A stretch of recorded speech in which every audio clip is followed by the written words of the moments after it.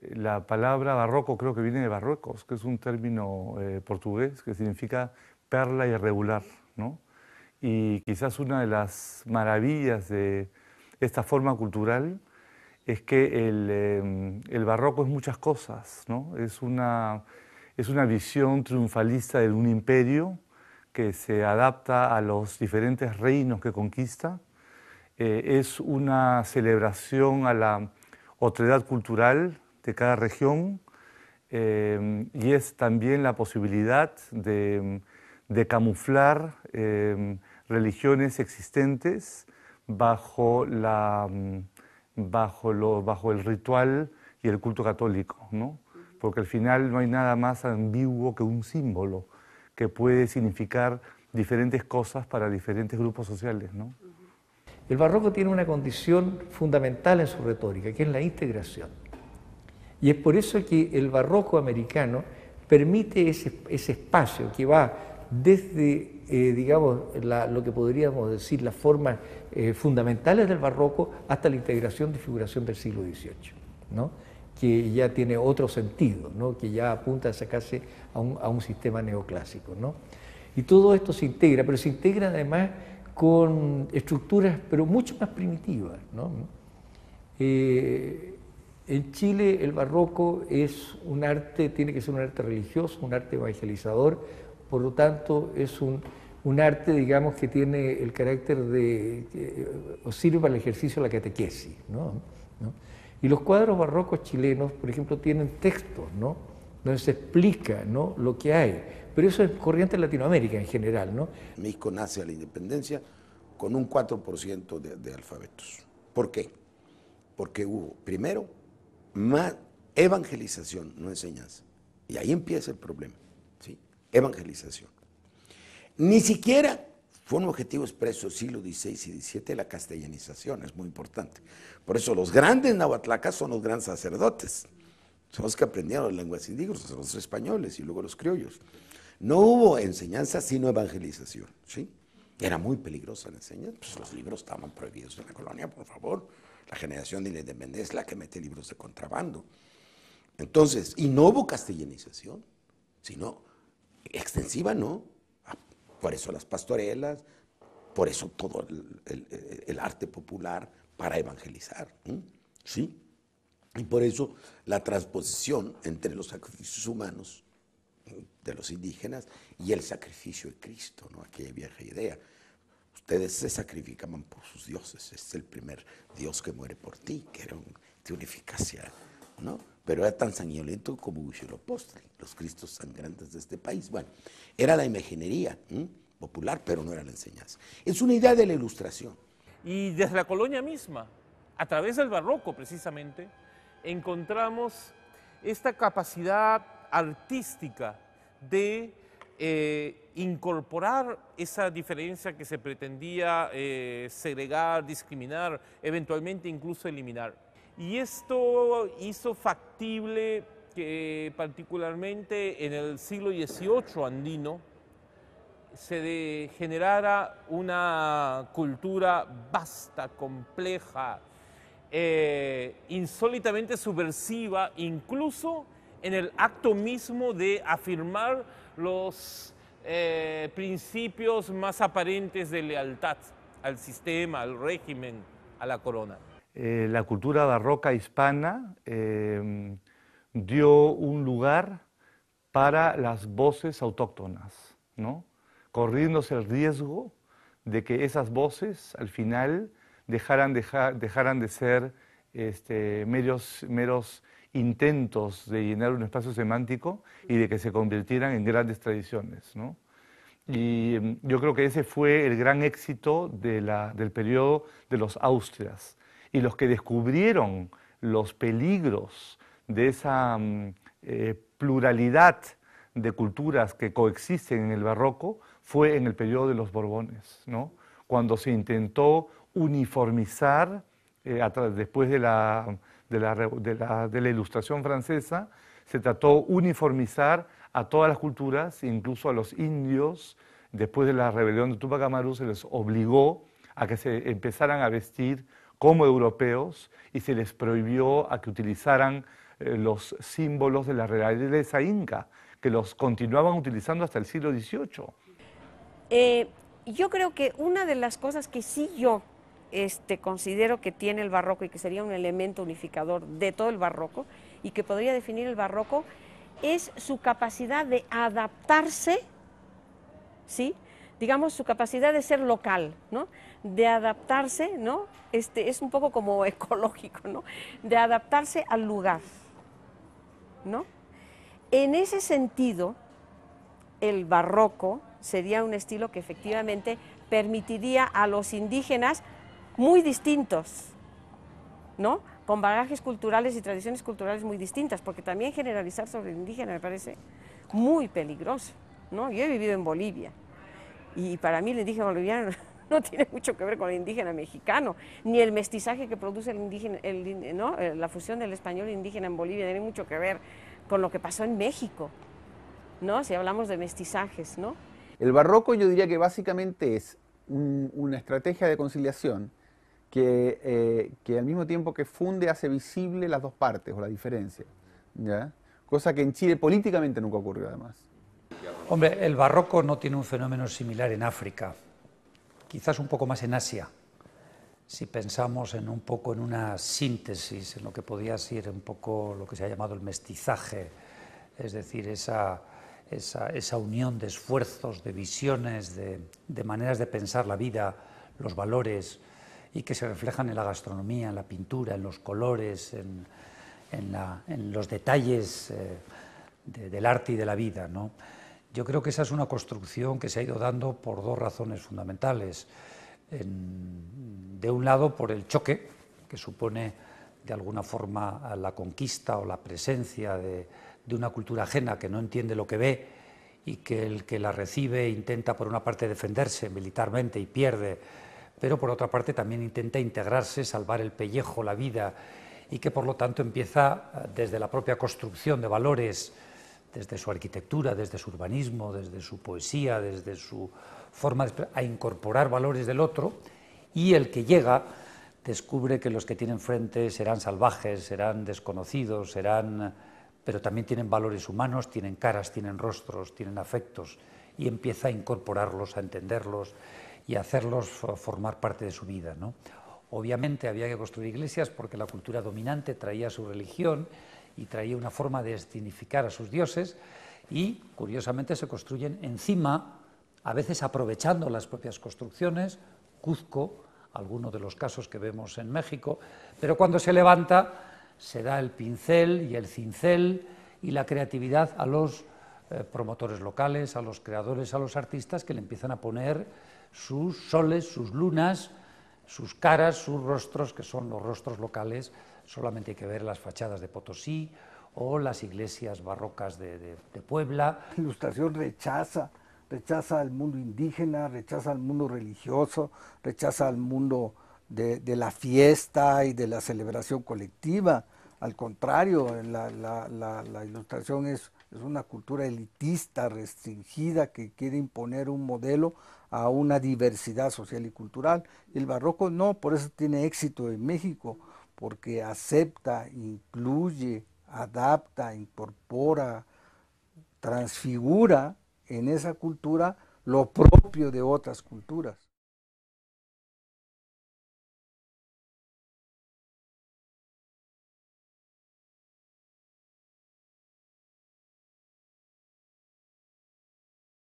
Para las posiciones que hablan de nuestra cultura barroca, el mestizo es nuestro representante más genuino, no el indio.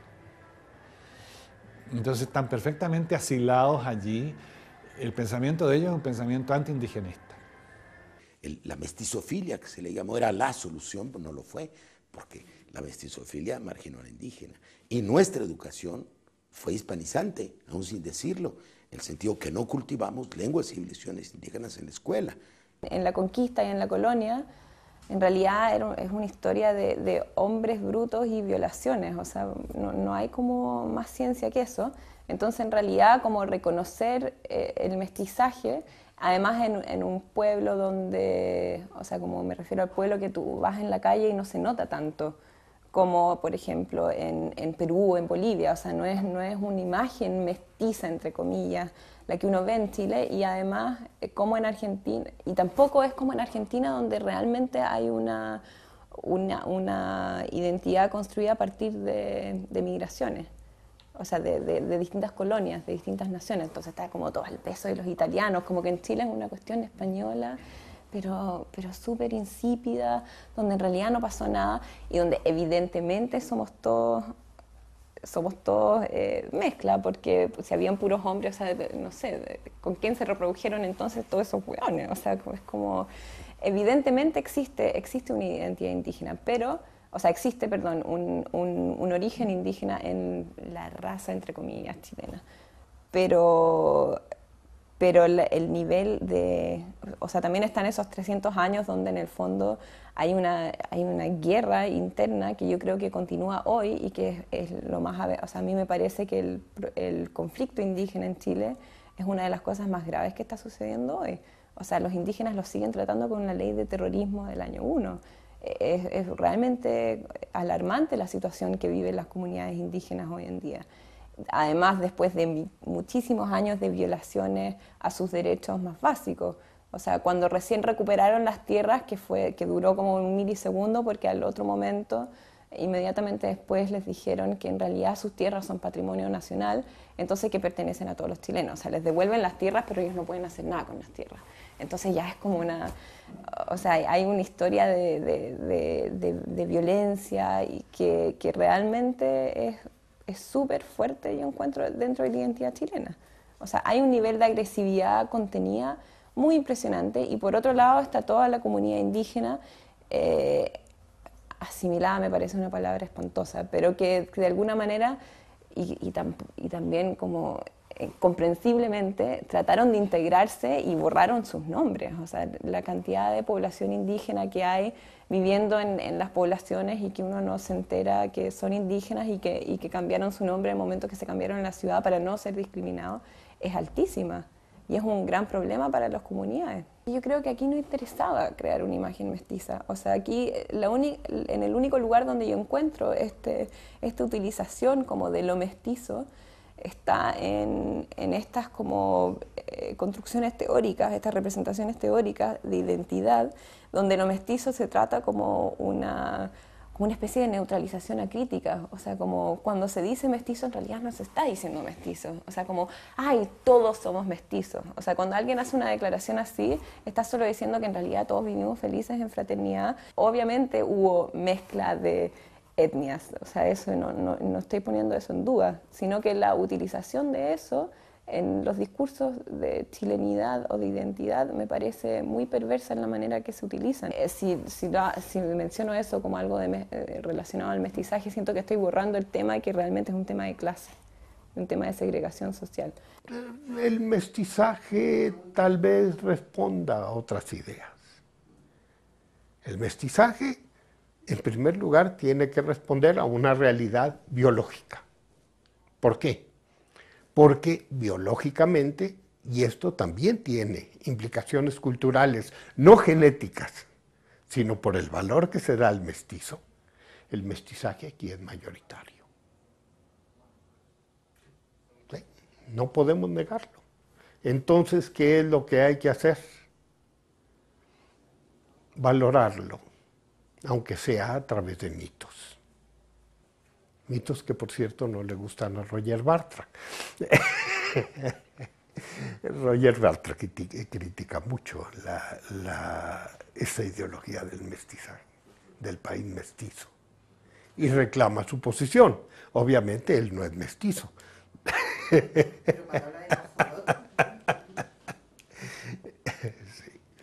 La imagen que a mí me resulta más elocuente de esto es una imagen que provee Roger Bartra, el antropólogo mexicano, en su precioso libro La jaula de la melancolía, que es la figura animalesca del axolote mexicano.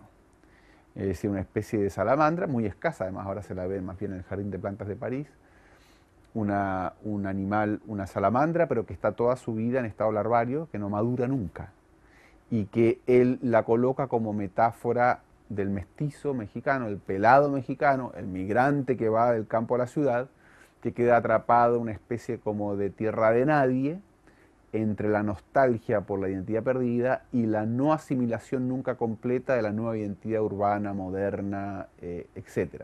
La gente de origen indígena de distintas partes del Perú se asume mestizo, en la gran mayoría.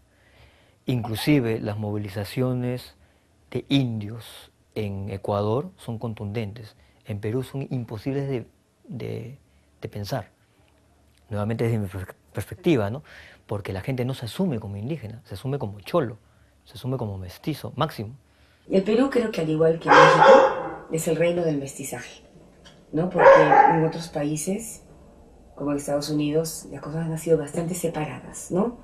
Por un lado los blancos, por un lado los negros, por un lado los nativos, ¿no? Aquí en el Perú hay todas las razas, desde los blancos, los negros, los indígenas, los chinos, japoneses, y todo mezclado. Todas las mezclas habidas y por haber, creo que existen en el Perú. Sin embargo, hay una minoría inmigrante que se mantiene como minoría blanca, pero en pequeña proporción, ¿no? Y hay mucha discriminación desde los medios de comunicación. Toda la propaganda, todas las novelas solamente muestran gente blanca como representativo del Perú, ¿no? Y eso crea también pues una sensación desagradable, creo, para la mayoría de peruanos, ¿no? Porque no tienen espacio para mostrar su imagen en lo que es un medio de comunicación masivo. Un día Mirko Lauer, que es un estudioso, ¿no?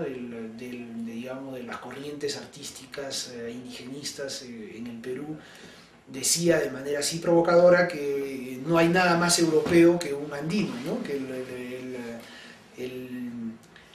la característica propia de las sociedades andinas es precisamente que son vestigios de una Europa que incluso en la propia Europa ha desaparecido, ¿no? Eso es una forma de ver la cosa que me parece importante, pero que no es la única, ¿no? En otros aspectos, las sociedades andinas conservan rasgos que, si bien han evolucionado en contacto con las sociedades occidentales europeas, no han dejado de constituir sistemas de significado, sistemas de referencia culturalmente propios y que no tienen equivalentes o que no pueden ser simplemente traducidos a sistemas de significado europeos así nomás, ¿no? que digamos están en tensión con estos sistemas. Pero la presencia oriental y la presencia negra en este país es muy importante. Transforman formas de conducta, transforman pautas alimenticias, enriquecen la gastronomía, enriquecen el folclore de una manera preciosa, el mundo negro, ¿no? O sea, todo lo que es la tradición, digamos, que viene del África, ¿no? Y el Perú es eso, es un crisol. Y dentro de ese crisol hay que entender cuál es el condumio que nos une en el respeto al otro, en la alteridad, ¿no? El respeto al otro. Lo que sucedió es que la cultura hispana es más propicia al mestizaje porque es una cultura genuinamente mestiza. Aquí ha habido una cantidad inmensa de migraciones y una cultura que es abierta tiene la posibilidad de universalizarse. Entonces, España, a pesar de los pesares de la cruz que se convirtió en espada, de esos hidalgos de poca monta que se pretendían señores, no era la mentalidad cerrada feudal de un varón alemán, ni la soberbia de los ingleses que consideraban todo como una decadencia.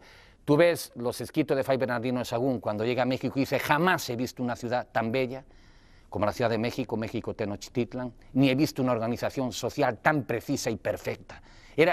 Todo estaba perfectamente estructurado. Había un problema gravísimo, la espiritualidad, que era beligerante y sanguinaria, barbárica, o sea, el canibalismo, que es una de las formas terribles en cualquier especie. Yo creo que muchos que no aceptan el mestizaje, eso es algo muy negativo, porque no se puede negar que el Perú es un país de mestizaje, lo otro es una utopía.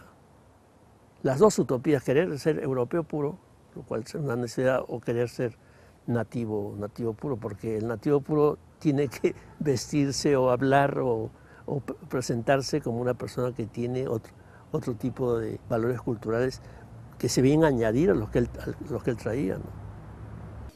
Todo eso que llamamos el mestizaje es una co-construcción, no es una construcción de un lado, es una co-construcción donde participan diferentes visiones y donde, para mí, la gran conclusión es que el que llega, el supuesto conquistador, es captado, ganado, asumido y vencido de alguna forma, por lo menos en la creatividad por el que lo recibe, que ha sido capaz de, guardando lo suyo, porque quiero decir que hasta los principios del siglo XIX el mantenimiento de las etnias es muy potente, habría que apuntar a la República en muchos casos para ver cómo las culturas autóctonas son incluso destruidas o más afectadas que en la época precedente.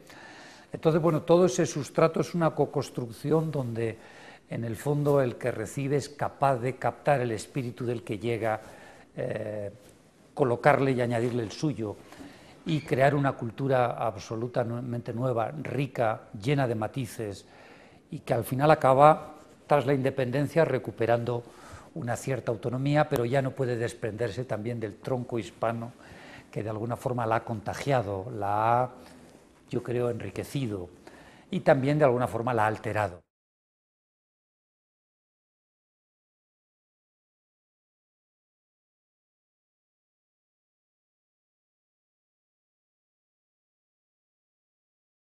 Yo como sacerdote te puedo decir que ahora se está insistiendo mucho, a base de una documentación muy seria, sobre el efecto que ha tenido la evangelización, es decir, la cristianización en los elementos nativos de una religión animista a una religión politeísta, se ha pasado a la religión cristiana.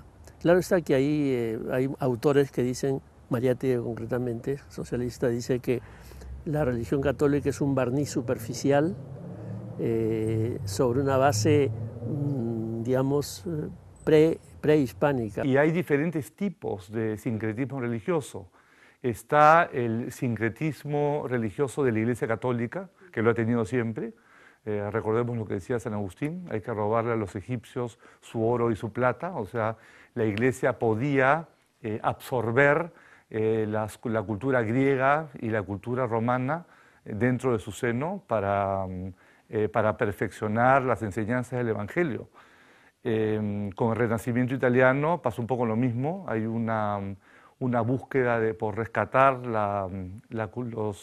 los elementos de la antigüedad clásica que eran compatibles con el cristianismo, y los misioneros españoles que vienen aquí un poco se dan cuenta que la mejor manera de catequizar era precisamente estudiando la simbología tradicional y un poco para demostrar que los incas, de alguna manera, al hablar ellos de un culto universal al dios Sol, ¿no?, a través de este monoteísmo solar, de alguna manera habían preparado el camino para la llegada de la Casa de Austria española, ¿no?, con su culto a Cristo o el Sol de Justicia. Entonces, los primeros que hacen el sincretismo religioso son los propios curas, los propios misioneros de indios. Pero por otro lado, los hechiceros dogmatizadores andinos, que así los llamaban los extirpadores de idolatrías, también hacen un estudio de lo que es la religión católica y se proponen subvertir los símbolos tradicionales para darles un nuevo significado, ¿no? Y el caso más evidente es el culto a Santiago Illapa o Santiago Trueno, ¿no? Santiago Matamoros se convierte en el Perú en Santiago Mataindios, cuando se aparece en el Cusco y bueno, en las batallas decisivas, ¿no?, entre los españoles y el ejército de Manco Inca a mediados del siglo XVI. Y entonces, claro, los indios ven a Santiago en su caballo blanco y este se convierte en el símbolo de la Guerra Santa Española. Sin embargo, a menos de un siglo después, los hechiceros van a decir, bueno, Santiago se apareció como un trueno, con un relámpago en la mano, y ellos tenían dentro de su propio panteón divino al dios trueno, al dios Illapa. Y entonces se apropian de este símbolo hispano y se convierte en el símbolo máximo de la resistencia indígena contra España. Hay bueno, este proceso que sí puede llamarse sincretismo, que es por donde los indios filtran su propio dolor al tener que pintar aquello que los sometió, ¿no? No hay mito andino que no sea radicalmente transgresor a la Iglesia, y sin embargo es el espacio andino el más creyente. Y eso pareciera una contradicción, pero sin embargo, por ejemplo, por decir algo, o sea, yo no voy a pensar que la cultura de las procesiones es una cultura peruana, para nada. Pero sin embargo, el antecesor para nosotros es la sacada en andas del fardo funerario. Es decir, la procesión existe de un personaje muerto, sea crucificado, imagen o efectivamente el mismo personaje, existe antes de la venida de los españoles. Y el ritual existe, ¿no? Entonces, esa imbricación ha hecho de nosotros esta cosa tremendamente compleja que yo considero, como decía hace un rato, es nuestro dorado. Allí está nuestro todo. También está nuestra gran posibilidad de echarla a perder durante todo el tiempo también. Me parece que cada vez está más claro que el sincretismo, por lo menos en un primer momento, no fue tal, sino más bien fue un camino paralelo que recorrieron dos culturas. La española, por un lado, aquí, con una realidad totalmente inédita, con ciertas expectativas y con ciertas digamos, prejuicios y algunas preconcepciones que probablemente la realidad haya echado para atrás, o por lo menos cambió totalmente el concepto. Pero por el otro lado también los indios. Cuando los indios se dieron cuenta que para atrás no había, definitivamente entraron con todo, muy conscientemente y muy inteligentemente, en mi opinión, a formar parte de la nueva cultura o de lo nuevo que del nuevo mundo que se estaba creando. Y eso pasó también, por lo menos, sobre todo con los franciscanos, que eran bastante liberales, pero también con los otros frailes, con los propios conquistadores. El propio Cortés debe de haberse dado cuenta de esta situación, y eso caminó parejo. Esencialmente lo que hizo la extirpación de idolatrías fue propiciar para que todo un mundo de creencias justamente tomara un envoltorio que llegaba al país con la cultura hispánica, y ese envolverse implica algo más. No es un disfraz, es una forma de encontrar eco en elementos foráneos que permiten seguir articulando algo de un universo de creencias propio, previo a la presencia hispánica en el Perú. Te voy a decir de mi experiencia desde el punto de vista musical. Sí. Los españoles trajeron aquí 3 instrumentos principales, porque el Perú era básicamente una tierra de vientos y percusión. Hay una variedad impresionante de vientos, van a ver en el Museo de Quique, ¿no? Ellos trajeron el arpa, el violín y la guitarra como instrumentos principales. Claro, también la mandolina y la bandurria que ustedes vieron ayer, ¿no? El arpa y el violín se la dieron a los indígenas, con la idea de que son instrumentos puros que no contaminan el alma pura de los indios. Y la guitarra se la dieron a los mestizos, porque son instrumentos sensuales.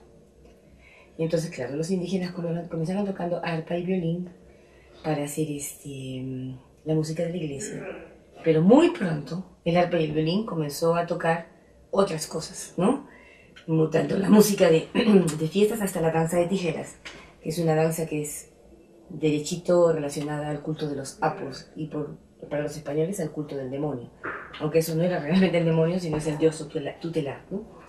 Entonces, a tal punto que arpa y violín ahora en el Perú es sinónimo de indígena. Las tradiciones no están formadas todas de, dijéramos, autenticidades. La tradición es un conjunto estructurado de pensamientos identitarios. Y hay, obviamente, una formación de una tradición a partir de elementos que tomamos de nuestro pasado, que se han ido integrando en forma directa, en forma directa, en forma natural, en forma artificial, de todo. Pero toda creación de mitos, toda creación de ideología, tiene su buena parte de realidad o la crea. Por muy artificial que sea, crea realidades.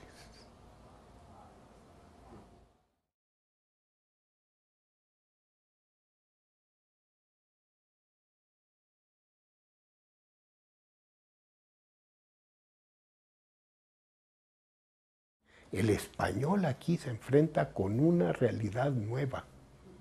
La existencia de una gran cantidad de población a la que puede explotar de una manera muy, muy diferente, sin considerarla jamás como propia.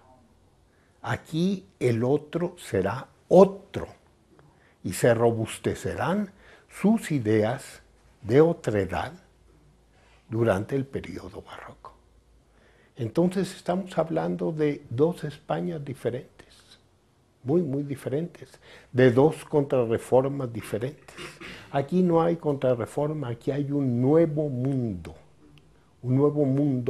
en el sentido a que son nuevas para España las formas de dominación y de explotación. Bueno, eso corresponde a los intereses precisamente de los grupos de poder, que tratan de decir, sí, somos muchos, cada quien se representa a su manera, plenamente, y vivimos en armonía en una realidad que es propia. Y en realidad no es esto, en realidad estamos viviendo como dije, un mundo colonial que se inició tiempo antes, pero que se consolida precisamente en esta época. ¿Qué es lo que se consolida en esta época? Las grandes divisiones, se estructura firmemente todo lo que se inició con la conquista. Entonces estamos viviendo vidas separadas. Todo el mundo se escandaliza. ¿Por qué? Ante la pobreza del indígena hay un derroche económico increíble en el indígena. Bueno, él está viviendo una realidad aparte. Él está construyendo así su mundo. ¿A qué trata el mundo actual de reducirlo? A una individualidad que no le es propia o que no le conviene. No tomamos en cuenta de que no es simplemente la adquisición de nuevos valores lo que lleva a la modernidad. ¿Qué es lo que lleva a la modernidad? El manejo de la propia tradición para hacer de la vida propia lo que le dé a uno gana. Y eso es lo que no se toma en cuenta. Se le dice al indígena, esto es lo que tienes que hacer, estos son los valores que debes aceptar, estos son los fines que debes perseguir. Pero nunca se le presenta y se le pregunta, ¿y tú qué piensas de tus fines, de tus proyectos, de tu tradición, de tus intereses actuales? Y es que se ve la tradición como algo firme, fijo, una carga, un lastre. Y no se ve que la tradición es una forma de actuar. Es una realidad presente con la que el hombre se está creando armas para el futuro. El individuo es un animal. ¿Y dónde queda lo político de aquel animal? Y el indígena sí reconoce que es indispensable que conserve ese valor social, ese valor político, esas relaciones, y que se vea no simplemente como un ser biológico, sino como un ser que se vincula al mundo en distintas escalas de relación desde el momento en que nace y que quiere conservar hasta el último momento de su vida. El pensamiento que ha habido con respecto al indio en el Perú ha sido de que el indio no se le ha visto como una persona, literalmente, se le ha visto como una masa que existe, que pesa, a la cual puede ser abusada Chile se va blanqueando y esto, en términos identitarios, va consolidando en el siglo XIX una manera de mirar, ¿cierto?, los aspectos fenotípicos y de utilizarlos para el ejercicio del poder. Pero cuidado, esto recoge elementos coloniales. Esto recoge elementos coloniales. Piensa tú lo siguiente, una ciudad cuadriculada en el estilo jesuita, ordenada, desde el centro que ejerce el poder con la plaza de armas, están las armas ahí, está la cárcel, está la justicia, la Real Audiencia, está la gobernación, todos los poderes inmanentes. Lo que se construye desde lo finito para lo finito. Pero también está el poder trascendente, el más alto, el que más se acerca a Dios, la iglesia. Todo ordenado. El que está en ese orden, en términos de ejercicio de poder, en términos de posiciones importantes dentro de la estratificación social, generalmente es blanco. Si alguno blanco vive ahí, vive en funciones menores. Podríamos decir que, sin embargo, el no blanco que vive ahí supuestamente tiene un grado de domesticación social plausible. El problema está en que esa es una minoría, y el que vive fuera de ese plano de damero es el que vive cercano a los animales. Por lo tanto, la teología católica va tejiendo una percepción del otro en términos de que el que manda también tiene un rasgo fenotípico concreto, cercano al blanco o blanco. Y el que no manda, no. El que manda, ¿cierto?, teológicamente está cercano a Dios, a un orden natural, trascendente.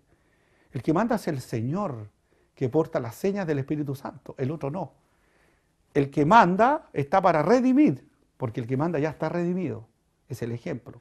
En cambio el otro vive como los animales, está aquí para ser redimido.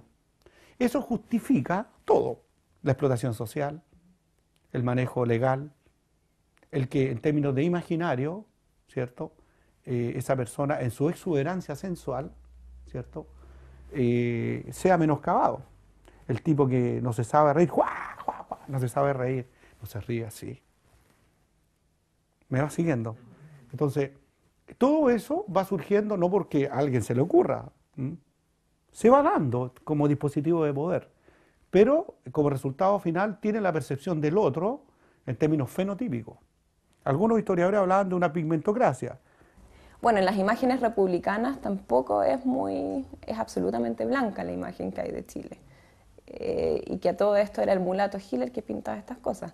Que imagino que es muy divertido, que es un tipo de Perú, que viene para acá, y que él crea como toda una imagen. En el fondo se pinta Chile como el Chile que quisiera ser, como siempre, por supuesto. O sea, como siempre son las cosas, pero aquí como no había ningún tipo de contracultura que pudiese acceder a ese espacio, porque no existían como los súbditos para eso, la representación que se quería hacer era esta idea como de un Chile español blanco, o de un Chile medio europeizante. Sí, o sea, yo creo que efectivamente tanto acá como en Argentina, aunque de maneras distintas, porque son orígenes distintos, yo creo que aquí es mucho más arribista que en Argentina, porque en Argentina realmente habían pugnas entre qué sé yo, los judíos, los italianos, que cada uno quería que su imagen fuese la imagen, pero acá no existía eso, sino que era solo lo que nosotros queremos ser y no somos, porque en realidad somos unos tipos que llevan aquí muertos de hambre durante cientos de años. Pero en la publicidad, por ejemplo, se nota también.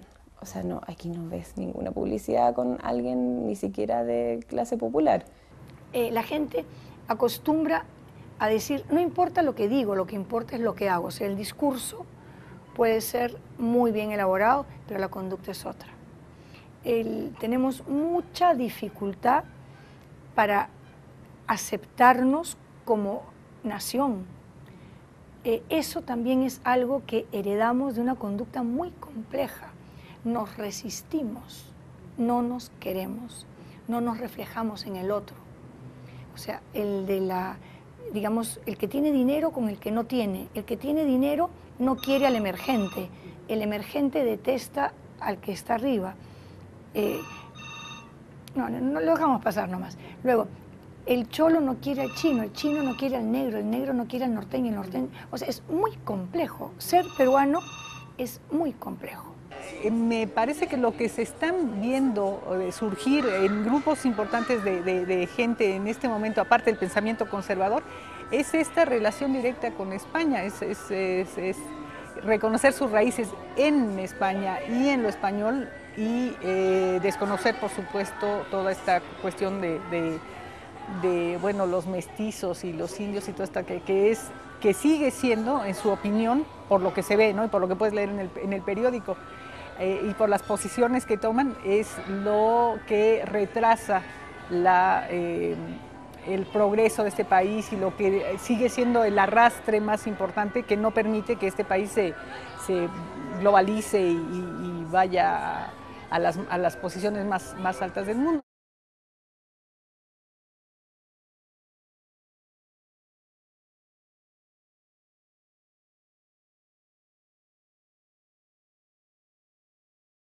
Hay situaciones en las que, por ejemplo, dentro del territorio peruano actual, esos grupos étnicos que no fueron, digamos, sojuzgados y que encuentran voz en la actualidad,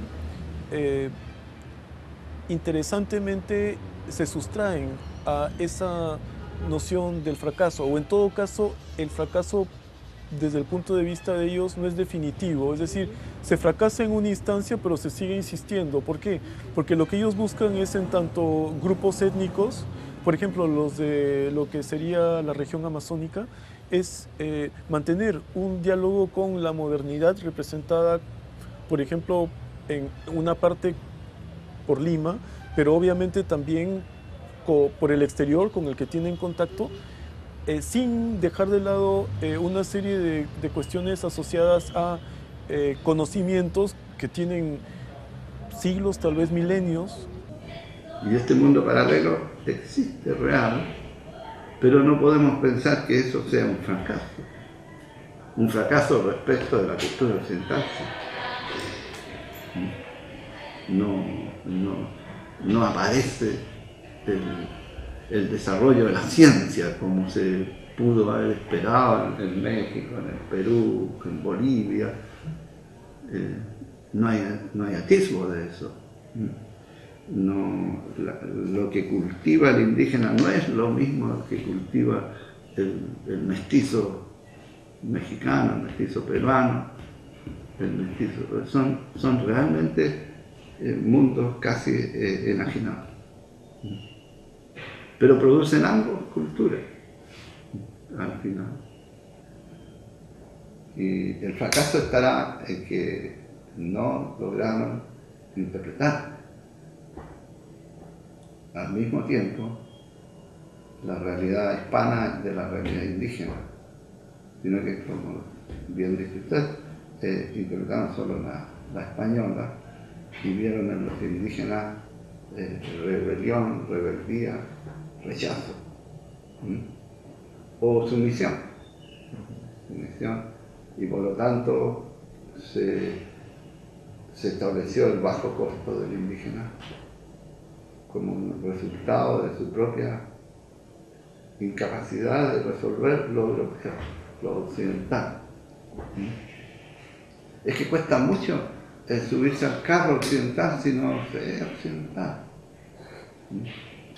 La visión contraria, yo diría, y que en Chile es muy fuerte, me parece, es la idea de que precisamente cuando se quiere construir proyectos de modernidad y sobre todo proyectos políticos de modernidad sobre la base, digamos, de esta especie de barroquismo identitario, lo que sale de ello son grandes fracasos. ¿Ya? Lo que sale de ello son grandes fracasos. Uno, digamos, esta idea de, por ejemplo, de mezcla de modelo de desarrollo industrializador, ¿ya?, con un modelo político caudillista o populista. Y que del encuentro de las dos cosas finalmente lo que sale es un fracaso del progreso. ¿Ya? Esta idea de que América Latina está reempezando eternamente, ¿no es cierto?, su empresa del progreso, su aventura de modernización, de que está atravesada por crisis cíclicas, por fallas recurrentes, ¿no es cierto?, que la obligan a un recomienzo incesante. En los proyectos de modernización muchas veces se vincula a la idea de una identidad, ¿no?, que no logra cuajar.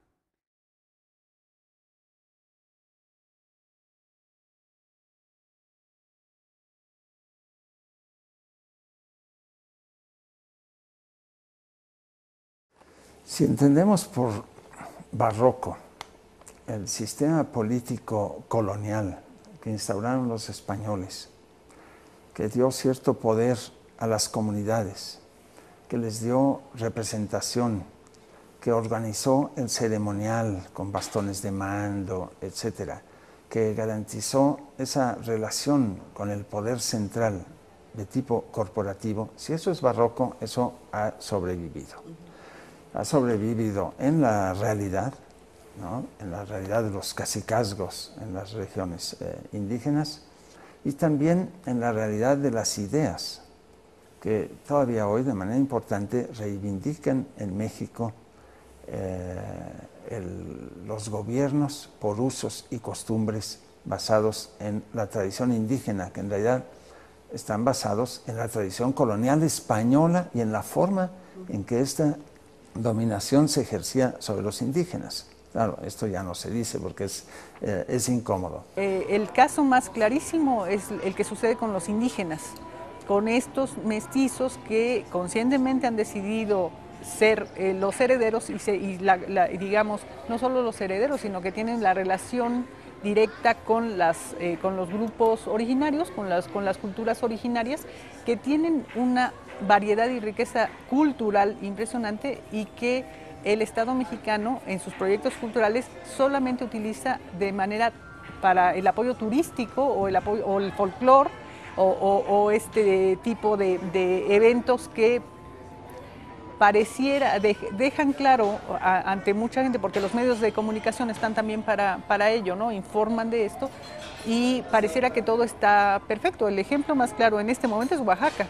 Acabamos de ver por medio de la televisión un hermosísimo festival llamado La Guelaguetza, que supongo ustedes conocerán un poco, que fue realmente fantástico, todo el público encantado y todo el mundo bailando y todo el mundo así como una puesta en escena que parecería que evita, o no parecería, evita mostrar una realidad conflictiva muy fuerte que está existiendo en Oaxaca y que no sale al mundo exterior. Entonces, en mi opinión, las políticas culturales de los gobiernos mexicanos, de hecho, tienen que ver con un proyecto más bien de carácter de escenificación y de recuperación, no solamente de mitos, sino de prototipos y de estereotipos que definitivamente chocan en directo con la cultura y con la forma de ejercer esa cultura de la gente.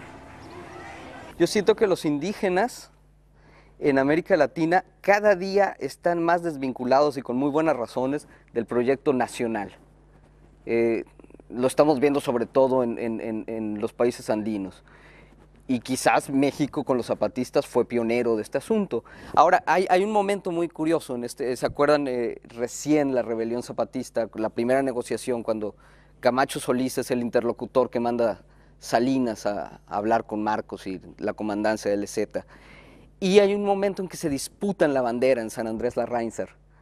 Ustedes se acuerdan de este momento en que Marcos va por la bandera y Camacho la agarra de una esquina, y de alguna manera la foto final es, sí, las diferencias, pero México ante todo. Y ahí se perdieron muchos de la particularidad del ejército zapatista, se volvió un movimiento político nacional que tenía una agenda por el país, por México. Gracias a eso es hoy la otra campaña, que vamos a representar lo mismo a los transvestis, que a los indígenas, que a los obreros, que a los campesinos, que a los estudiantes, en fin. Pero en los países andinos es mucho más claro esta voluntad de rompimiento, esta voluntad de recuperar las lenguas. En Ecuador se están haciendo gramáticas de toda pequeña lengua que exista en el Amazonas, por ejemplo, que es espléndido trabajo que se está haciendo. Entonces, esta voluntad de ruptura es muy, muy, muy interesante en América Latina. Y esto se conecta un poco con lo que les decía, que el Estado-Nación está quebrando por todos lados. Y en América Latina el signo más patente es, por un lado, los movimientos indígenas que están rompiendo con los estados, y por otro, las clases medias, que estoy totalmente de acuerdo contigo, se están queriendo aislar, queriendo hacer sus propios guetos, sus propios paraísos, ya no hacer reservaciones para los indígenas, sino reservaciones para ellos, quedarse con la parte que tiene petróleo y no volver a saber nada de la paz en Bolivia, por ejemplo. Dentro del movimiento de gente que trata de reivindicar, por ejemplo, lo andino, en nuestro caso, ¿no? Lo indígena, también hay diferentes posturas, ¿no? O sea, hay gente que dice que precisamente reivindicar lo indígena es bueno, rechazar lo extranjero, o lo español especialmente, qué sé yo, ¿no? Pero hay gente que no, hay gente que dice que no, que justamente la enseñanza del Tahuantinsuyo fue la tolerancia y la interculturalidad. Si la gente indígena no hubiera desarrollado el anticuerpo contra el virus de la gripe, sencillamente no estaríamos hablando de nada, porque no existiría. Entonces, el indígena de hoy no puede ser el indígena de ayer. Es así de simple, porque ya vivió una nueva experiencia, ¿no? ¿Y quién le trajo el anticuerpo? El europeo, ¿no? Le trajo la gripe, pero también le trajo el anticuerpo. Entonces él tiene que asimilar lo que le es necesario, ¿no? Y igualmente tiene que hacer el europeo, el occidental, tiene que recoger lo que a él le está faltando también. O sea, entonces, para mí por eso es que yo planteo la escuela, porque es justamente un espacio en donde lo que los niños puedan aprender es que las relaciones son más allá de tu color, de tu lengua, de tu género, de tu edad, o sea, todos, y por último, hasta más allá, hasta de la especie, porque no solamente porque somos humanos, tenemos todos los derechos, ¿no? O sea, y ahora, eso lo encontramos en la cultura andina, en el respeto a la Pachamama y todo eso. Muchas veces defiendo y digo, ¿pero por qué? Porque se pierde el quechua y estoy dale que dale, ¿no? Entonces, hay gente que viene y me dice, tú respiras por la herida, esas son cosas del pasado, ya pasó, ya llegó a España, ahora somos hispanos, ¿no? Entonces, ¿de qué te quejas? ¿No? Pero mira, hijito, yo te diría así, que estoy respirando por la herida, que soy un resentido social, lo que quiera. Pero ahora mismo el papá de este niño se va al hospital, ¿no? A curarse de alguna cosa, y el médico, ¿no? Indio de mierda, háblame en castellano. Entonces no es una herida del pasado, es una herida ahorita. Entonces vamos a lo que es real ahora, y es un tema de relación, es un tema de relación. O sea, ¿por qué se da ese tipo de relación? Yo, por eso, en la escuela yo siempre les digo a los profes, los niños no mucho porque no hablamos en esos términos muy teóricos, ¿no? Pero digo, me importa poco si tú eres occidental, lo que no me gusta es que seas colonialista. Me importa poco si eres cristiano, no me gusta que seas intolerante, ¿no? O sea, no me faltes el respeto y no me satanices mi hojita de coca. Tornar-los els drets, i això té una dimensió històrica, aquelles coses que ells exhibeixen, pobrets, dels reis d'Espanya i tot això, i tornar-los el poder i acceptar les formes d'hospitalitat amb ells, tot el tema, perquè la fricció, si tu dius que és a partir del segle XVI, històricament, en cada lloc el que es produeix és el sistema de costumbres, els rituals d'apaciguamiento, la mayordomia, quan ets majordom, això són formes d'estructuració política, quan et trobes que viene el gobernador. I aquí hi ha sobretot que això es deixi y que es cursi. ¿Cuál es la solución a ese problema? Bueno, algunos piensan que la solución a ese problema es reconocer ciertos derechos, pagar, se dice, una deuda histórica, ¿no?, con esos pueblos.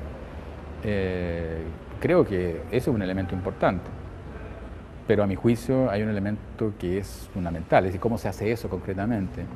Mi perspectiva, con la cual la mayoría de la gente con la que he conversado sobre el punto no está de acuerdo, es la integración.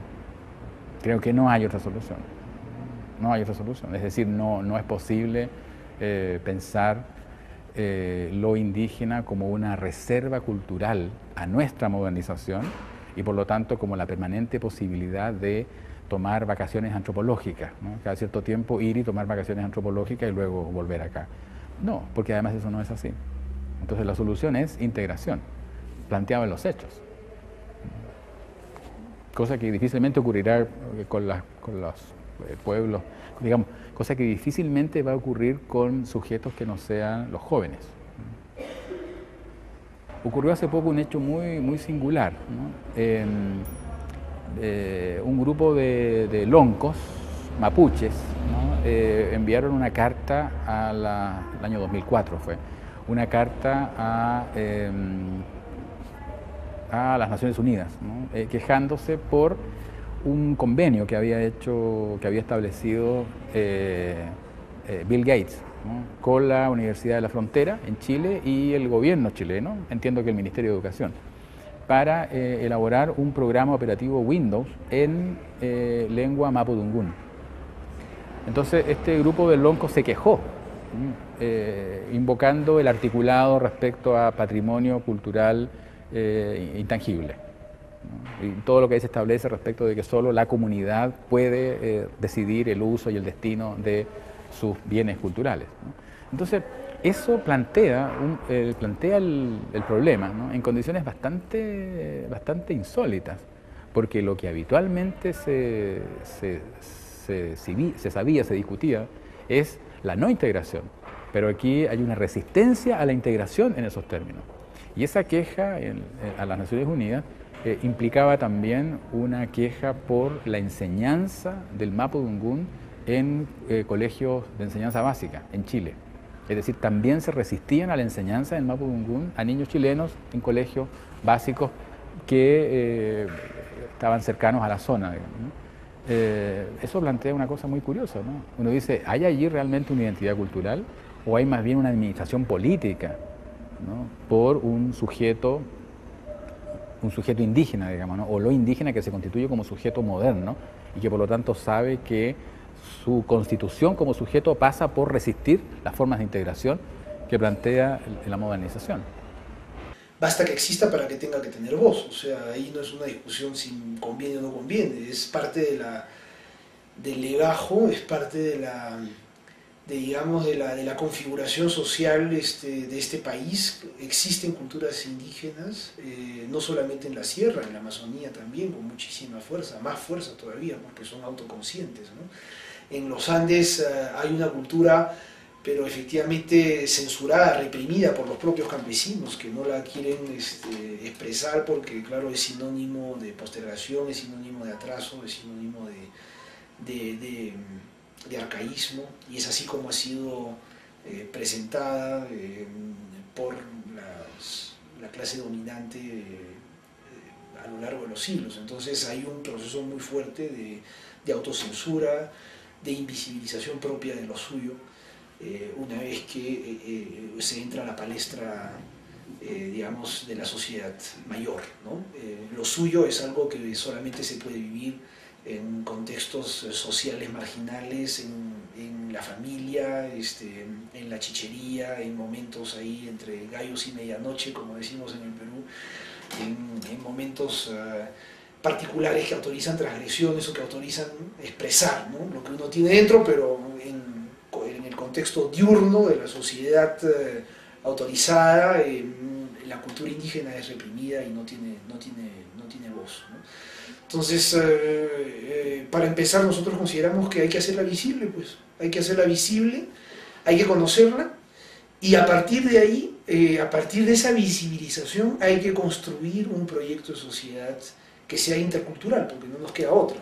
Hay gente que opina que el mantener costumbres indígenas es un lastre, y hay otros que piensan que no, que es una ventaja. Bueno, yo pienso que es una ventaja, pero que hay que trabajar mucho hay que trabajar a nivel de educación, creo, en relación de eliminación de los prejuicios, porque es muy difícil establecer comunicación. Por ejemplo, yo soy una persona que vengo de una familia que hay de todos los colores de gente, ¿no? Por juego de la genética, a mí me tocó ser como yo soy, ¿no? Y tengo hermanos que son mucho más morenos que yo y que ellos sí parecen peruanos y yo no, ¿no? Entonces, a mí me ha costado mucho trabajo establecer relación, comunicación con gente de rasgos más indígenas, porque siempre me van a ver como la gringa y hay un estereotipo, hay una pared ahí que no te permite establecer una relación humana. Y para romper esa pared cuesta mucho trabajo, ¿no?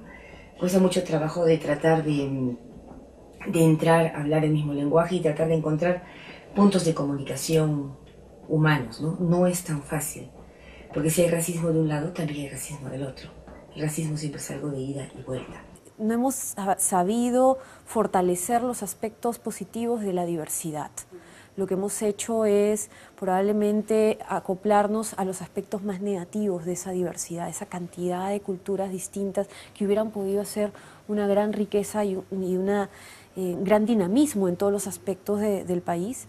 Lo que tenemos es una fuerte añoranza al pasado y una mirada al futuro con bastante desesperanza, ¿no? No reprimir, sino productivizar la diferencia.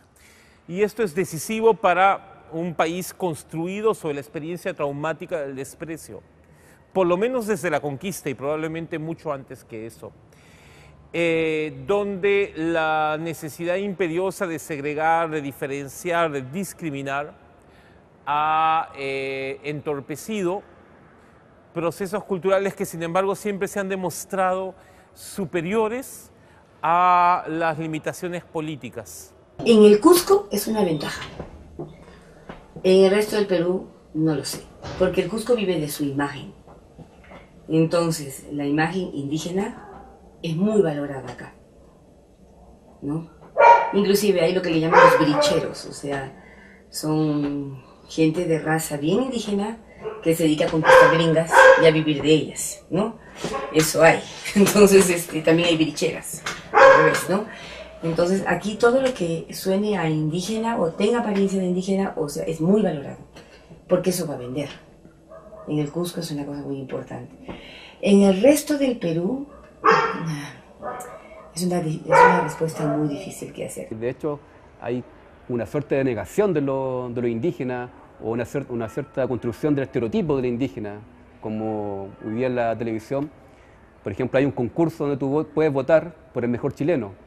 Son como 10 personajes, está Salvador Allende, Violeta Parra, y también está Lautaro, que él fue uno de los líderes indígenas. Entonces tú puedes votar ahí por ese indígena.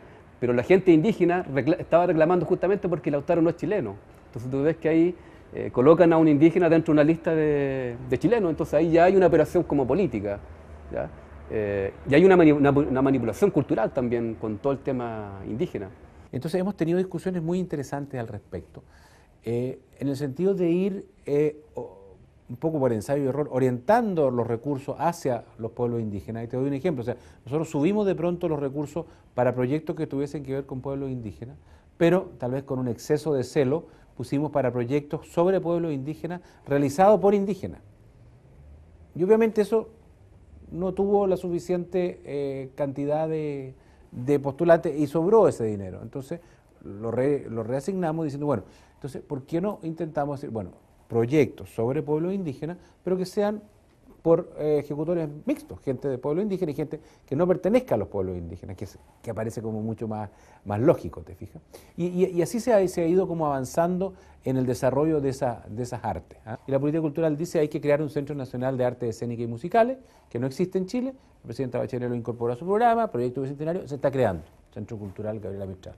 Pues en ese centro, que va a ser el gran centro de las artes escénicas y musicales, va a haber un teatro para 2.000 personas, con todos los equipamientos adecuados, en ese centro va a haber una sala de exhibición del Museo de Arte Popular Americano, que es el museo, obviamente, de las etnias americanas. O sea, no hay, es un centro de arte escénica y musicales, pero cuando se quiere dar una señal de incorporar además otros tipos de arte, por razones obvias, de ir formando público que van a ir a la música, van a ir al teatro y que se van a encontrar además con esto.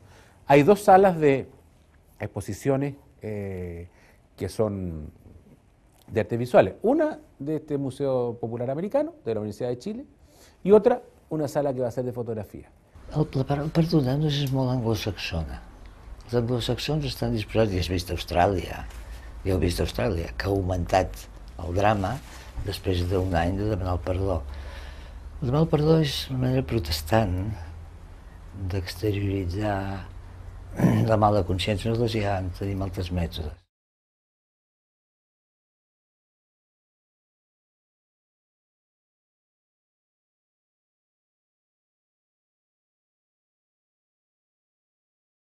para efectivizar la conquista, el régimen español lo que hizo fue barrer el territorio, ¿no? O sea, hubo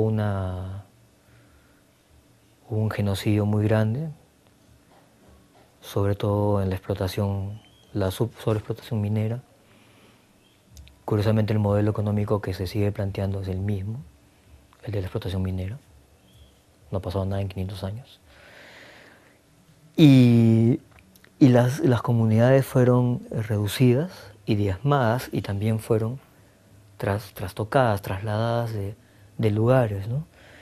Ese lastre, el lastre precisamente porque está beneficiando a quienes consideran que es un lastre.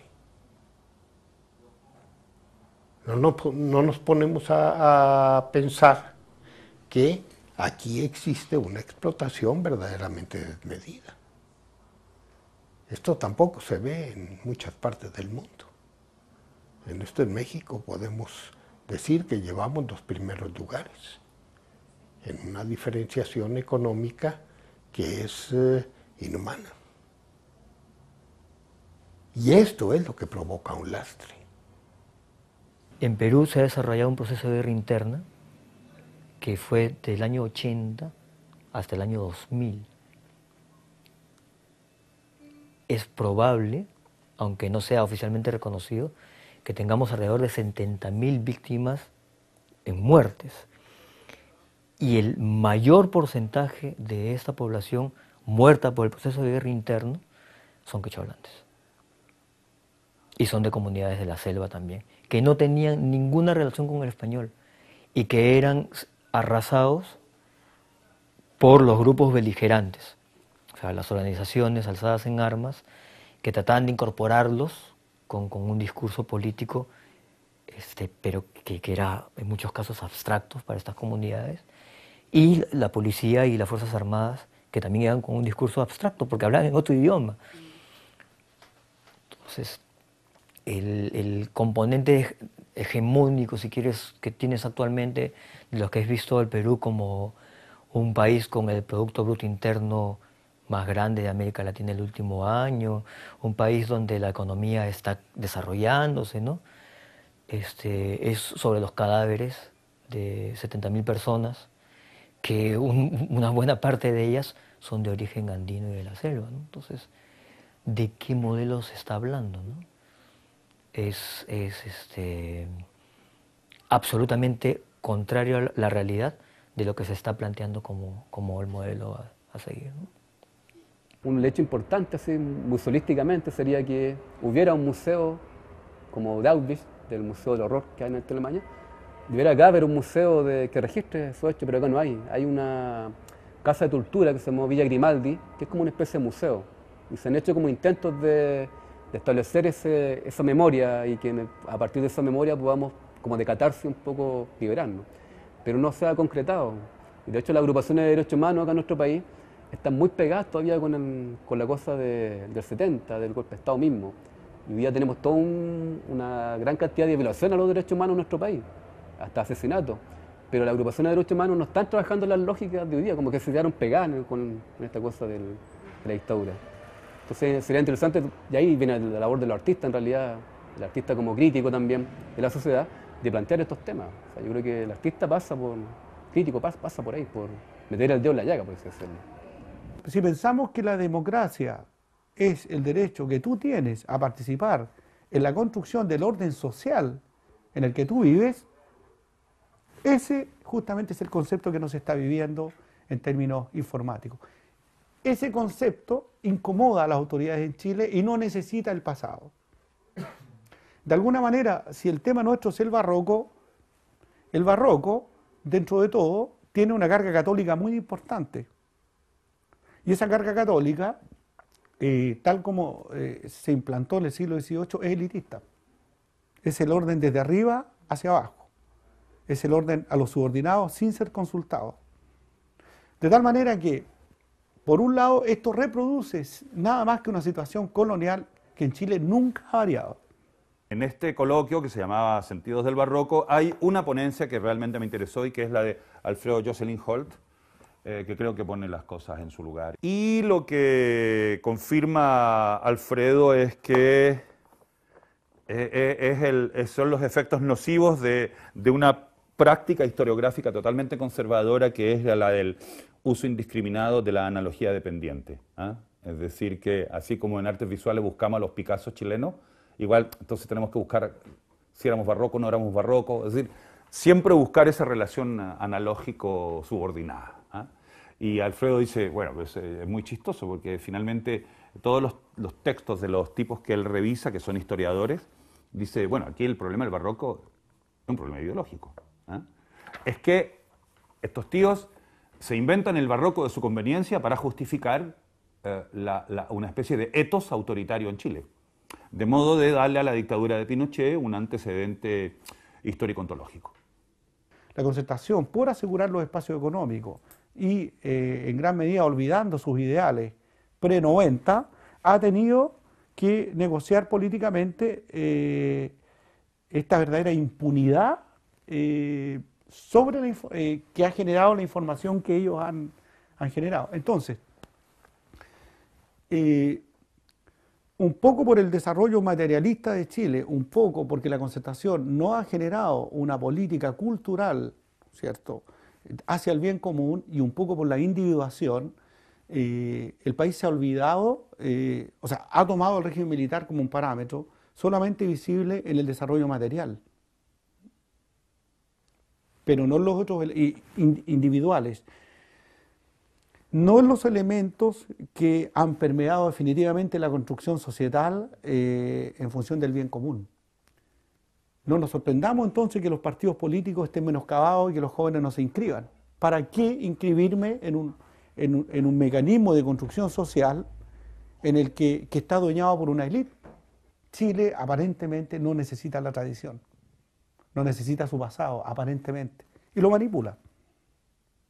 Lo manipula. El trabajo de los gobiernos democráticos a partir de la dictadura de Pinochet tienen que hacerse cargo en términos culturales, en términos de imagen de país, del pasado, de este pasado terrible que significa los detenidos desaparecidos, los crímenes contra los derechos humanos. Y entonces se va instalando, ¿no?, una figura hasta el día de hoy, que es la figura de la memoria, que es una cosa muy paradójica, ¿no?, porque la memoria, ¿no?, desde una cierta perspectiva, significa historia, significa preguntarnos la historia de qué ha sido la historia de Chile. Muchos mitos caen con la dictadura de Pinochet. Por ejemplo, el mito de que la historia de Chile no había sido sino la progresiva consolidación de la democracia, de los ideales republicanos, etc. O sea, para entender a Pinochet hay que entender la historia de Chile. La historia de Pinochet no es la Unidad Popular, es la historia de Chile. Entonces, yo trataba de entender todo eso, y lo que ocurre es una crisis de la historia, ¿no? O sea, hoy tenemos mucho pasado, pero no historia, ¿no? Es el pasado el que hoy día está presente, pero no la historia. Y la memoria tiene que ver con eso, ¿no? Entonces, en ese sentido creo que no hay una imagen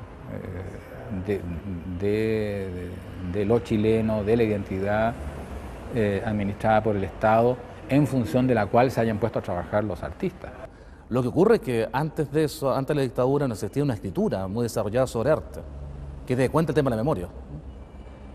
Y una de las críticas que se ha hecho a la escritura del arte chileno es una especie de desmemoria constante. O sea, se podría decir que el arte chileno desde el origen, en la academia de 1840-49, es un arte de ruptura, que expresa un deseo de modernidad. Y por tanto se borra siempre lo anterior y se instala lo nuevo, hasta que ese proceso es cortado con el golpe. Y esa fractura fue una fractura que no solo afectó al arte del golpe, también a la memoria política del país.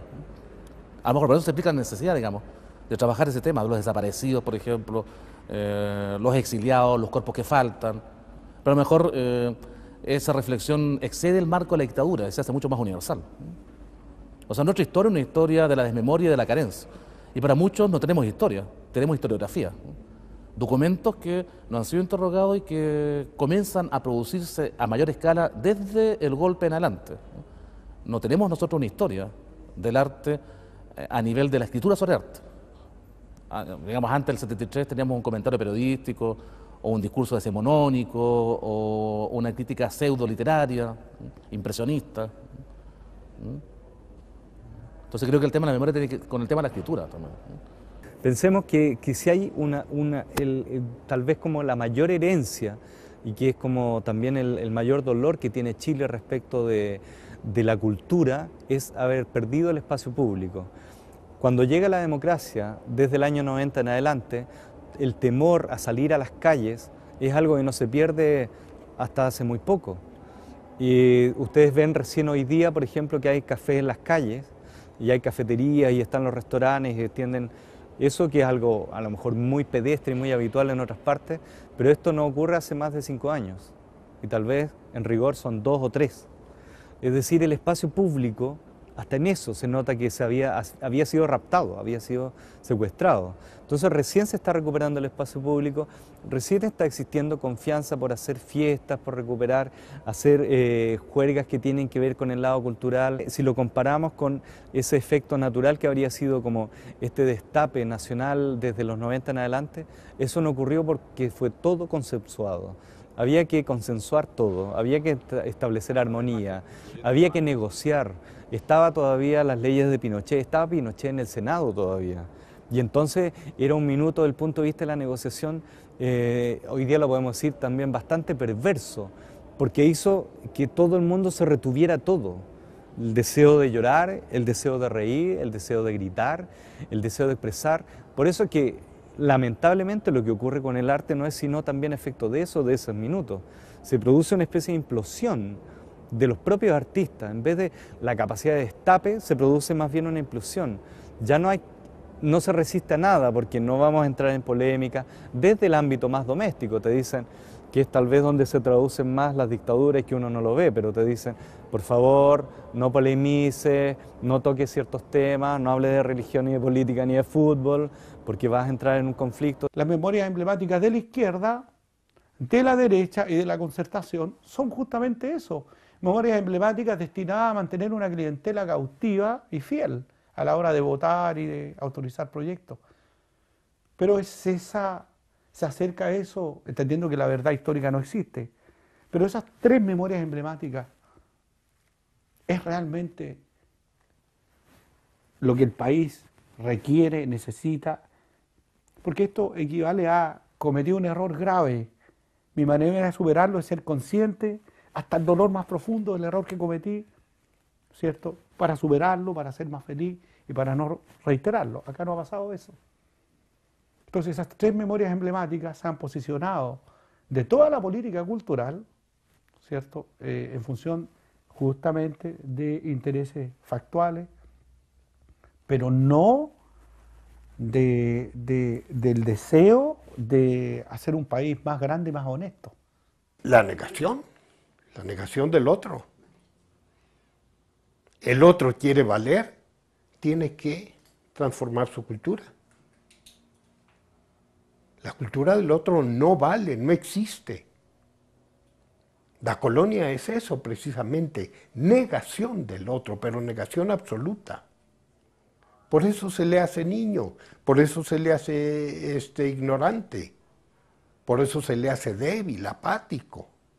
Es que interesa mantener no solo pobres, sino sin información, sin educación a estos sectores, ¿no?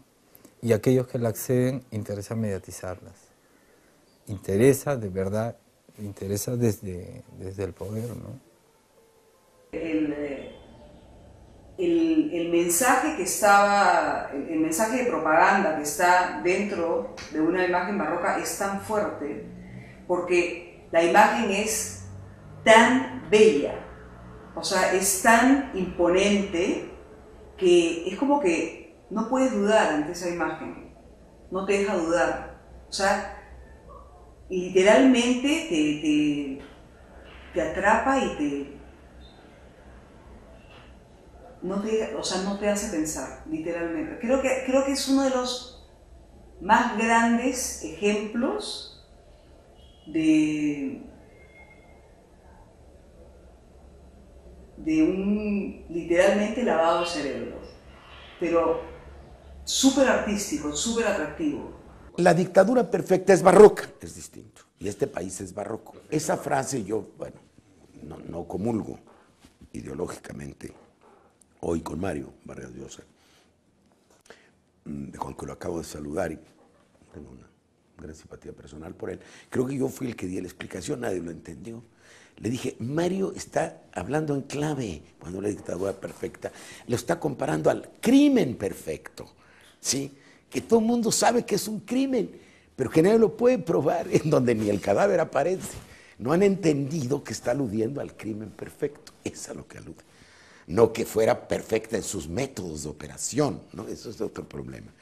Que todo el mundo, que aparecía democracia, pero el muerto estaba ahí y el cadáver estaba ahí, en medio. No es una frase muy afortunada, nada más que nadie le explicó, y mi explicación no sé si muchos la hayan leído. Es una frase muy afortunada, pero no tiene una relación directa con el barroco, aunque quizá el barroco encubra el cadáver, es cierto.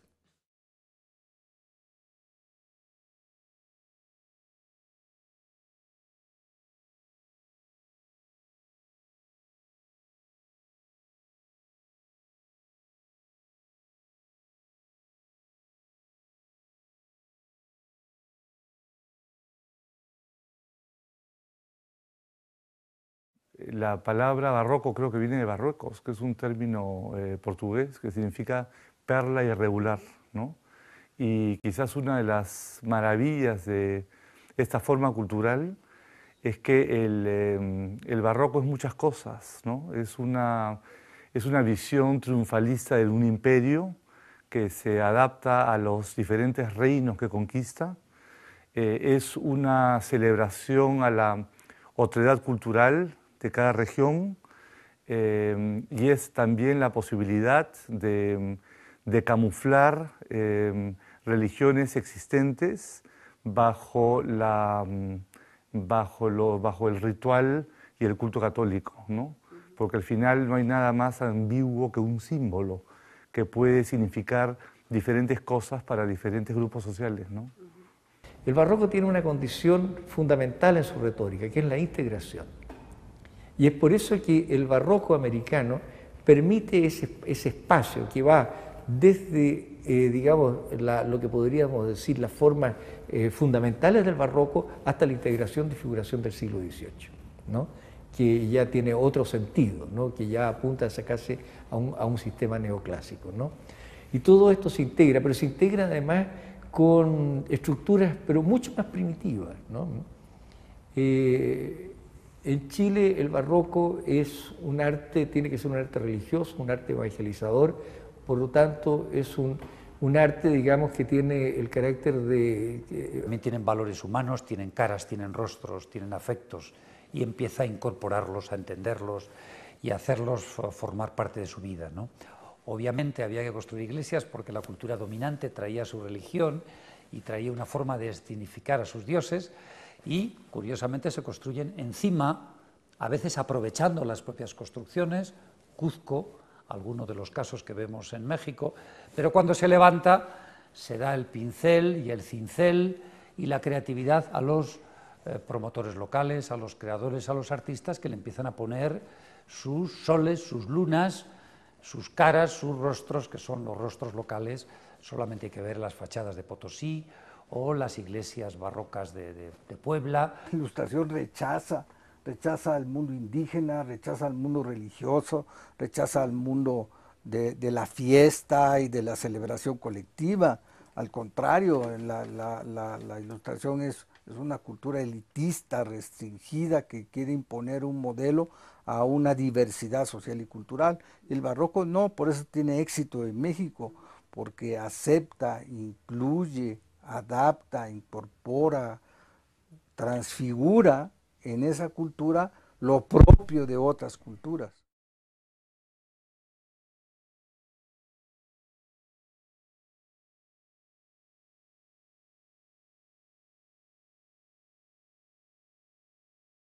Para las posiciones que hablan de nuestra cultura barroca, el mestizo es nuestro representante más genuino, no el indio.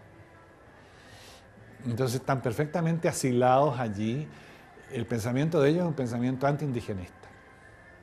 La mestizofilia, que se le llamó, era la solución, pero no lo fue, porque la mestizofilia marginó a la indígena. El barroco sería un estilo que efectivamente permitiría a los indígenas muy distintos, ¿no? Con bagajes culturales y tradiciones culturales muy distintas, porque también generalizar sobre el indígena me parece muy peligroso, ¿no? Yo he vivido en Bolivia y para mí el indígena boliviano no tiene mucho que ver con el indígena mexicano, ni el mestizaje que produce el indígena, ¿no? La fusión del español e indígena en Bolivia tiene mucho que ver con lo que pasó en México, ¿no? Si hablamos de mestizajes, ¿no? El barroco yo diría que básicamente es una estrategia de conciliación que al mismo tiempo que funde hace visible las dos partes o la diferencia, ¿ya? Cosa que en Chile políticamente nunca ocurrió además. Hombre, el barroco no tiene un fenómeno similar en África, quizás un poco más en Asia, si pensamos en un poco en una síntesis, en lo que podía ser un poco lo que se ha llamado el mestizaje, es decir, esa unión de esfuerzos, de visiones, de maneras de pensar la vida, los valores, y que se reflejan en la gastronomía, en la pintura, en los colores, en los detalles del arte y de la vida, ¿no? Yo creo que esa es una construcción que se ha ido dando por dos razones fundamentales.